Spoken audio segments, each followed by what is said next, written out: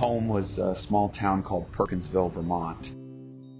I was a troubled kid inside.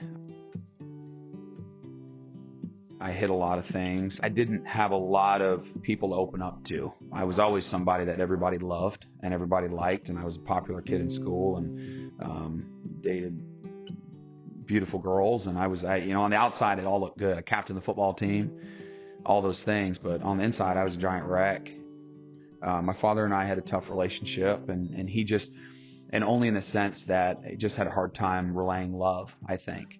And so I had a hard time receiving that. And I would take those things and internalize them. So at a young age, 18, 19 years old, I had found out about cocaine. So I went on a giant 15-year using bend. I didn't grow up in church. My family, we went to church for funerals and weddings. I learned to play guitar in college, and that was became an outlet for me. I moved down here in the fall of 2018 and for country music, and I was drinking heavily, out of control, drinking and driving a lot, still using,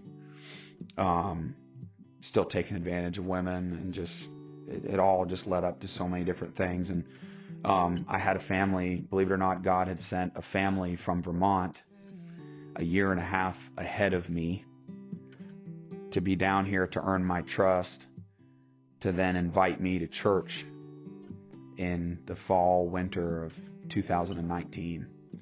And I walked in to Church of the City in Franklin, Tennessee here. I'll never forget, Chris McClarney, John Reddick were leading worship. All of my hope is in the name of Jesus. And I had all I could do to not fall on my knees. I have a song called Other Plans, which isn't released yet, but I hope to, and it talks about my brush with suicide when I was 16 years old. And I'd been in some of those lowest, darkest places, and he allowed me to open up and finally share with everybody about all those things that had been burdening me for so many years. The old man's laying on the ocean floor. There's a new man standing on redemption shore. I've been revived, I've been restored, and I can't go back no more.